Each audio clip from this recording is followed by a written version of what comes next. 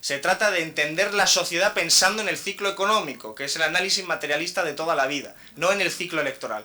El ciclo electoral es una cosa que está inserta dentro del ciclo económico. Nosotros tenemos que pensar más allá de las elecciones, porque lo que está en crisis es el modelo o el régimen de acumulación neoliberal, usando los conceptos concretos. Y eso va a seguir estando el 21 de diciembre, y eso va a seguir estando el año que viene y el siguiente. Y se trata de articular respuestas y políticas concretas, no pensando en cuántos diputados se le pueden rascar al sistema electoral, sino pensando cómo nos organizamos como sociedad para que esto, que parece hoy de extrema izquierda, pues sea el sentido común de la gente. Que ahí está la característica granchana. Yo soy contrario a adaptarme al sentido común de la gente, lo digo así. A mí el sentido común de la gente me parece, por lo general, la ideología de la clase dominante, recuperando a Marx y a Gramsci. Yo lo que quiero es que mi sentido común, mi forma, mi concepción del mundo, que lo reconozco es marginal ahora mismo, sea el sentido común de la gente, que es distinto. Que mis pensamientos, y los que probablemente estamos aquí en esta sala, que son marginales, como sacar a 1 millón de personas de la pobreza, del desempleo, antes que salvar al sistema financiero, se conviertan en el sentido común de la gente. Y eso requiere una elaboración técnica, política y sobre todo activismo político en el sentido mayúsculo de la palabra, es decir, sin partidismos y con mucha ganas de cambiar la concepción del mundo de la gente. Y perdonad si me he enrollado porque me he pasado del tiempo de sobra, pero os lo agradezco y en el coloquio nos volvemos a preguntar. Gracias, muchas gracias.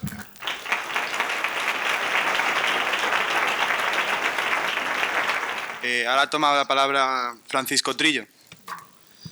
Bien, pues buenas tardes a todas y a todos y un gusto estar aquí con vosotros para hablar de esta propuesta de trabajo garantizado, ¿no? El marco, ¿no?, en el que se encuadra o en el que se contextualiza la propuesta la ha explicado ya perfectamente Alberto, por lo tanto no voy a insistir mucho en ello, ¿no? Pero sí alguna introducción, ¿no?, antes de pasar a cuestiones técnicas, políticas, ¿no?, que al final todo viene a ser un poco lo mismo, ¿no?, en este sentido. Bueno, la idea de hablar del trabajo, y eso necesita una pequeña explicación porque últimamente quiero decir, en las últimas décadas solamente hablamos de empleo, ¿no? Y parece una tontería el lenguaje, pero el lenguaje efectivamente encierra muchas veces una intención política muy clara, ¿no? Cuando hablamos de trabajo, entendemos trabajo como una especie de vehículo, ¿no?, como una especie de herramienta que nos consiente acceder a otros derechos sociales para poder participar de una determinada comunidad, de una determinada sociedad de forma plena, ¿no?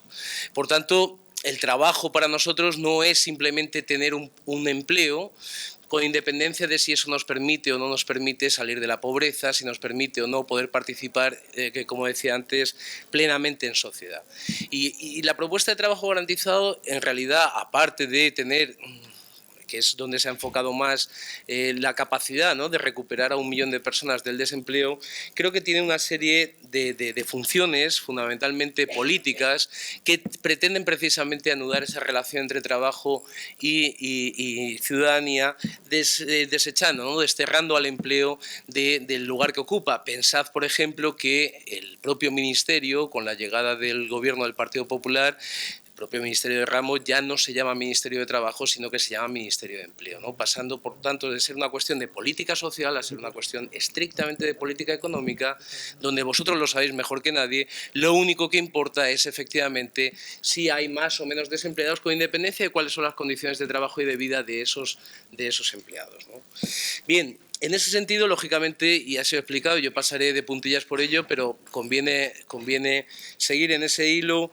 Esta situación de banalización, ¿no?, este proceso de banalización del trabajo en relación con esa función política que cumple, ha estado funcionalizado, ha sido la consecuencia de un determinado modelo productivo, ¿no? Hablar de modelo productivo implica automáticamente, dada nuestra dependencia energética, que se apague la luz, ¿no?, en este aula. Bien. Dicho eso, decía, es que hay una funcionalización, ¿no? Es decir, que estemos así no es casual, sino es causa de un modelo productivo que en demasiadas ocasiones obtiene el beneficio empresarial no a través de la investigación, a través del desarrollo, a través de la inversión, sino que lo obtiene a través de la degradación de las condiciones de trabajo. Ese es el margen de beneficio como mayoritariamente lo obtienen en este país los empresarios, por lo que ha explicado Alberto hace un momentito. Y efectivamente, décadas de ese proceso de banalización arrojan efectivamente una hegemonía cultural neoliberal. Una hegemonía cultural neoliberal, hoy si queréis una versión más moderna de liberalismo autoritario, ¿no? Que lógicamente prescinde de cualquier consideración política relacionada con el mundo del trabajo. Bien, esta situación se ha operado, como todos sabéis, se ha operado a través de una reforma laboral permanente, ¿no? Que lo que ha hecho efectivamente es progresivamente ir degradando tanto el acceso al trabajo como las condiciones de trabajo o bien la garantía, ¿no?, de estabilidad en el empleo como es el despido. Y lo que ha producido, en líneas generales, y luego si queréis profundizar más en el debate, que creo que es la parte más importante de este tipo de encuentros, lo que ha generado es de verdad que haya una sensación generalizada entre todos, pero fundamentalmente entre vosotros y entre vosotras, de que no es posible un trabajo con derechos, sino que es mejor, y ya lo acuñaría Felipe González en la década de los años 80, bueno, mire, es mejor un mal empleo que no tener ningún empleo. Con independencia de que eso te permita llegar a fin de mes, te permita llevar una vida integrada en sociedad. Bien, de esos polvos estos lodos, ¿no? Y así nos encontramos hoy en día, con la sensación efectivamente de que el trabajo puede ser un trabajo que nos premie con 300 euros al mes, pero entendido casi como una concesión graciosa que el empresario hace al trabajador, ¿no? Y en segundo lugar, siempre de la mano del poder político, del poder público, ha habido constantemente una acción de degradación de los estatutos jurídicos de protección de los trabajadores, a los que me referiré ahora a continuación, ¿no?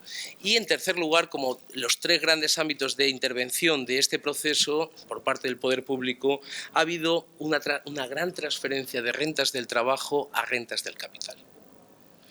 Bien, en ese sentido, la propuesta del trabajo garantizado lo que pretende, en primer lugar, es reorientar el papel del poder público.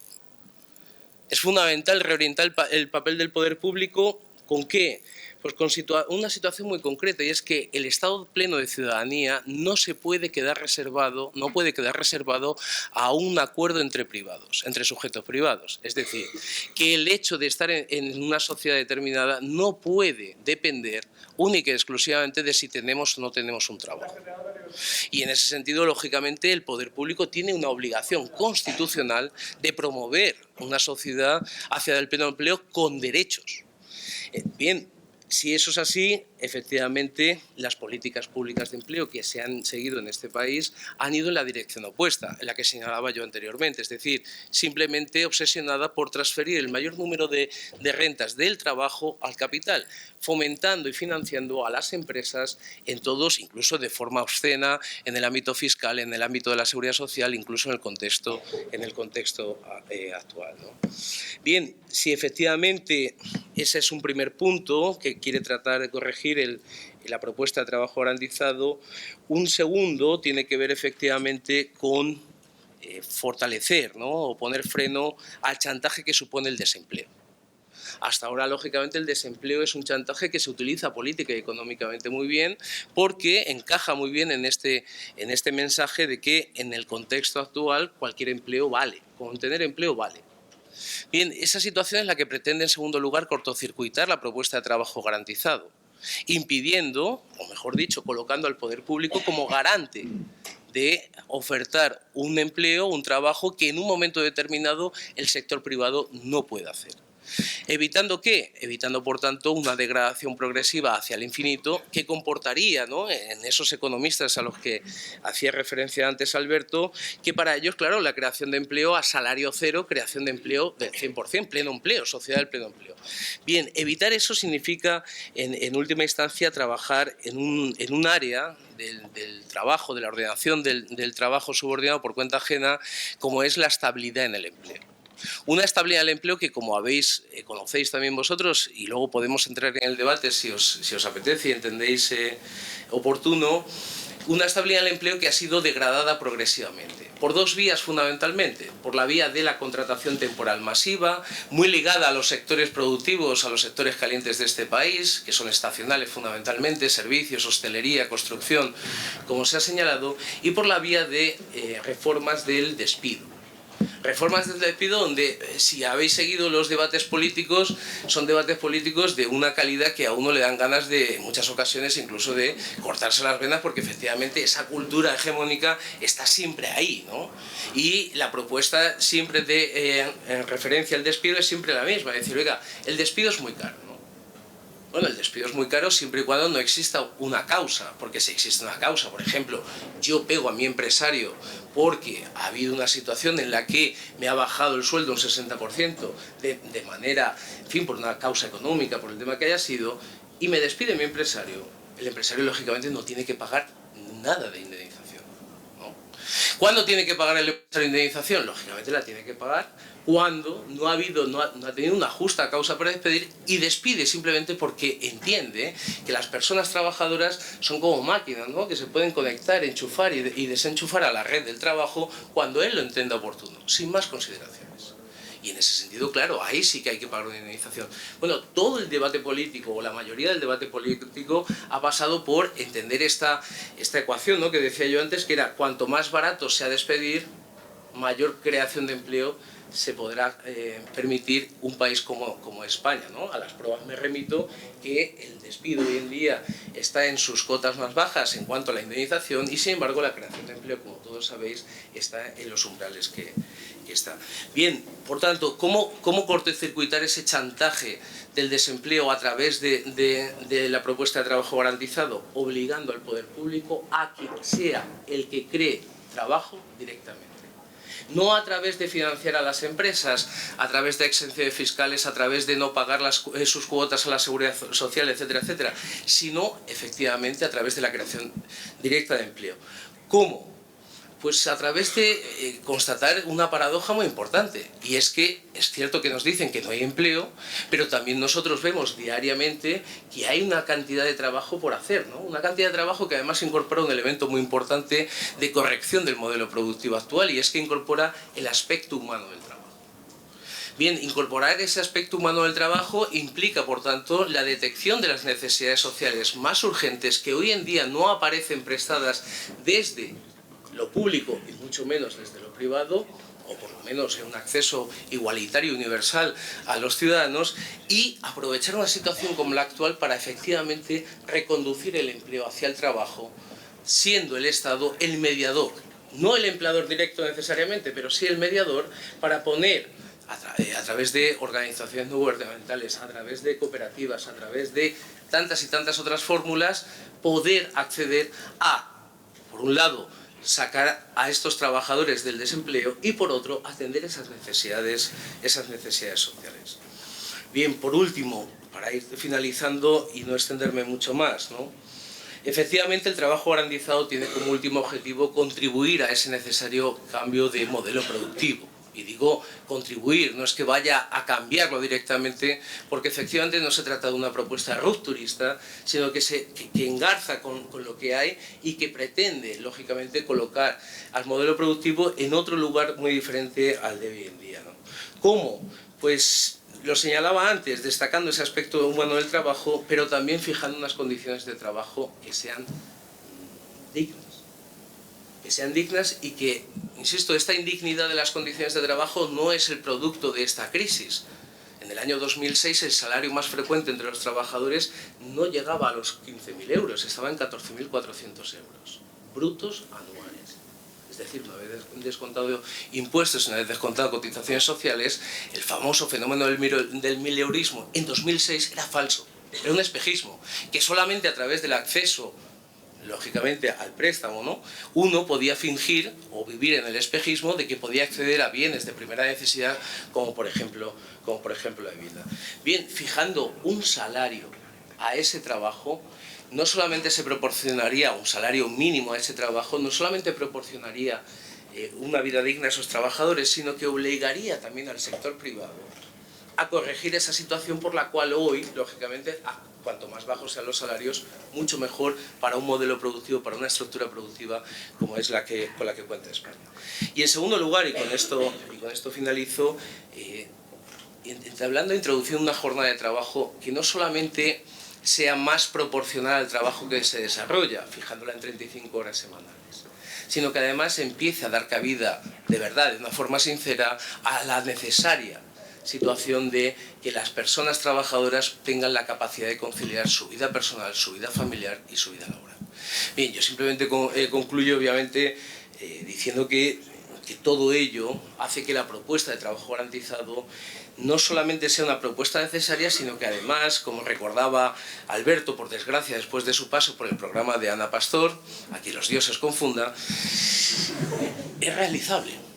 Y yo creo que eso es lo que realmente asusta, ¿no? Que es una propuesta que es novedosa, en un contexto como el actual puede ayudar en diferentes frentes, insisto, no solamente recuperando a trabajadores que se encuentran en el desempleo, sino contribuyendo efectivamente a ir poniendo peldaño tras peldaño la senda, ¿no?, de la recuperación, no solamente económica, no solamente sociolaboral, sino también cultural. Bien, pues muchas gracias. Muchas gracias, Manu, por la presentación, y muchísimas gracias también a todos vosotros y vosotras por estar aquí. Por supuesto, gracias a la organización, gracias a ACAL por permitir que la publicación del libro fuese posible. Y bueno, como no quiero extenderme mucho para que haya tiempo para el debate, voy a ir al grano de lo que creo que puede ser más interesante hablar aquí, porque me encantaría a mí también hablar de otras muchísimas cosas, pero evidentemente no se puede hacer, y para todo el mundo que quiera saber más y tenga más interés, para eso está el libro, ¿no? Empezaré empezaré por la definición de la política económica que implica el trabajo garantizado, que no es la práctica o la materialización en la práctica de la vida particular de la economía española, sino que va mucho más allá. El trabajo garantizado, si hubiera que definirlo, sería de una forma muy sencilla. El sector público tiene la obligación de garantizar un puesto de trabajo en condiciones dignas y de carácter indefinido a toda aquella persona que no haya sido capaz de encontrar un puesto de trabajo y que quiera trabajar. Así de sencillo. Por lo tanto, cualquier persona que no haya encontrado un puesto de trabajo y quiera trabajar siempre va a tener la posibilidad de acogerse a un empleo en las condiciones que estaba señalando, porque el sector público tiene la obligación de garantizarlo.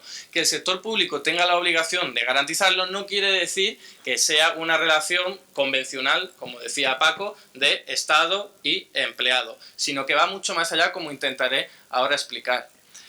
Y evidentemente hay que entender que hay que reconceptualizar el trabajo. Ya lo decían anteriormente mis compañeros, cuando se habla de trabajo garantizado estamos hablando de algo que va muchísimo más allá del empleo, hoy día remunerado, hoy día considerado empleo, que es efectivamente todo aquel esfuerzo físico e intelectual que redunde en beneficio económico, social, ecológico, cultural de nuestras sociedades.